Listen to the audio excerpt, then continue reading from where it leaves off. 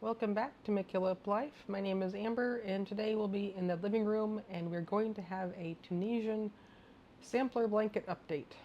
Yes, it's been a long time since I did this, but a lot's been happening in our life. But I have been able to get back to Tunisian crochet and I'm excited to share with you the next 4 squares, which will be number 29 through 32. So let's get into it. So I do have to say, picking up crochet again, not just crochet, but Tunisian crochet. The first pattern I tried doing, I completely bit off too much. It was a beautiful pattern, but it was a 10, basically a 10 by 10 repeating pattern, which is a lot when you haven't crocheted for many months. So I actually did do the pattern.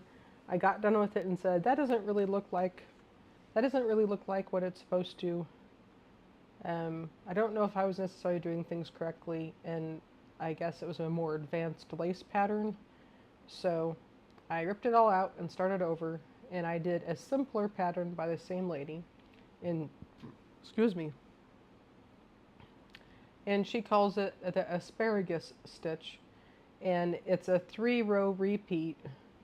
It's a 3-stitch repeat and it's a 3-row repeat. So that's 3 stitches wide and 3 rows high to make your pattern. So here's the asparagus stitch. I think it's very pretty. It's flexible. It doesn't have a really hard curl, influence to it. It's pretty scattered looking. She was talking about being able to see little rosettes in it. I don't necessarily see that, but I think it's a very pretty pattern. It's, I would say, a semi-dense pattern. With Tunisian crochet, you can get crazy dense material that's really like almost stiff and not flexible, but this is, this has some give to it, but it doesn't have big holes. So I think it's a nice pattern to work with. And it wasn't too hard. It was a combination of simple stitch, purl stitch, and twisted knit stitch. So 3 pretty straightforward stitches once you know Tunisian crochet. So that is the asparagus stitch for square number 29. Square number 30 is called the Tweed Stitch, and once again I enjoyed this one. This was a simpler repeat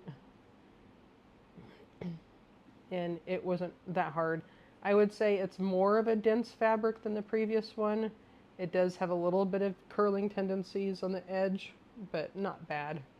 So this is the tweed, and as usual I'll have all of the tutorials that I followed to make these squares linked below if you're interested. Square number 31 is called Alpine, and you can see it does have some curling on the edges, but once it gets put into a larger piece of work, then I think it'll be fine.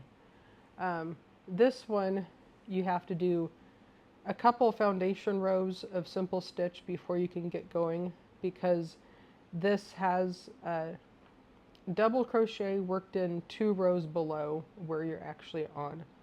So you have to be able to have two rows below to get down to actually work on. So where it has a little 2 things here, that's going to be a double crochet, and then it's a single, double, single, and then you just alternate it. So the row will start with a double, start with a single, and so forth. So I think it looks nice. I do find that my finished pieces don't necessarily always look like what they show in their samples, so I find it useful to do samples to see if it actually turns out the same, if I like it. This is dense, but it has give because it has the ridges. It's not, solid like this one has more of a solid feel.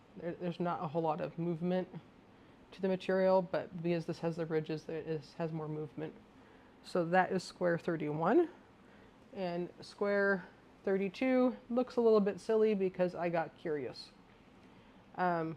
This is a purled knit, and so the lady was teaching, saying do 1 purl, 1 purled knit, 1 purl, and alternate it so you get used to it. And that's what this looks like when you alternate it. And I got really curious going, I just want to know what the purled does.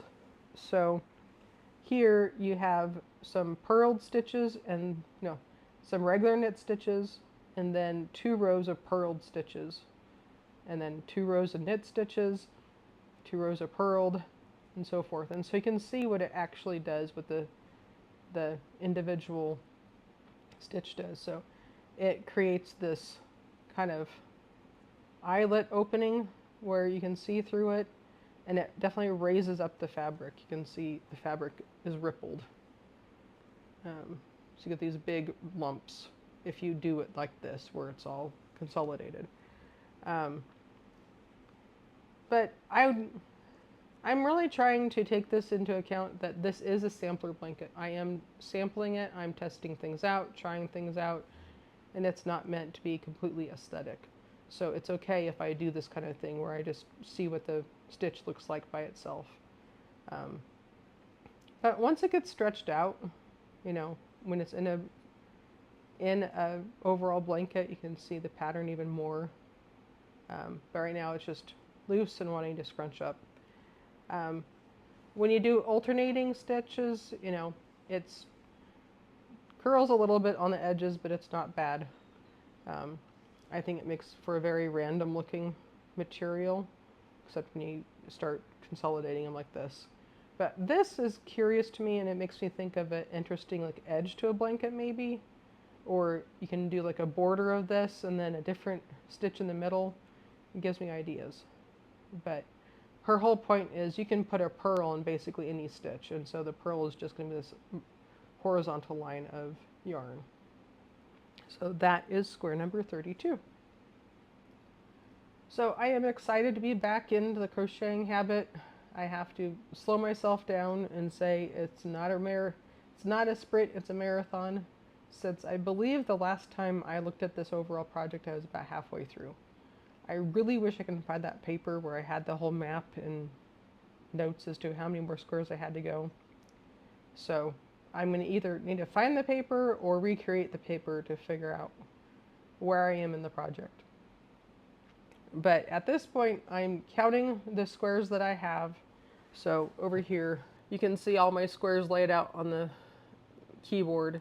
And I go through and I count them and say, okay, I have 7 of those and 5 of those. And so obviously this last time pink didn't have that many squares, so I made 3 more pink ones to go on it. And just trying to keep an even count between all the squares so they're consistent. Now I do have some squares that are multicolored, so I will probably need to do some more multicolored ones if I want to make that an even theme throughout the blanket. Or at least a couple more, so at least I have 4 so they can go in the corners. But my mind is progressively thinking about how is all this going to go together, which is a problem for future me. At the moment, I'm just getting back into the swing of things. I've got these 4 squares done. I think as of right now, I might even have 1 more done, so it should be. It's nice because especially when I'm not feeling well, it keeps me occupied and helps me feel like I'm still being productive and still making progress on something, even though I have to sit still because this sinus thing is slowing me down. But I'd love to hear about your current projects and what you're working on, and if there's any new things you're learning and things that are taking your fancy. Until next time, feel free to like and subscribe, and have a wonderful day.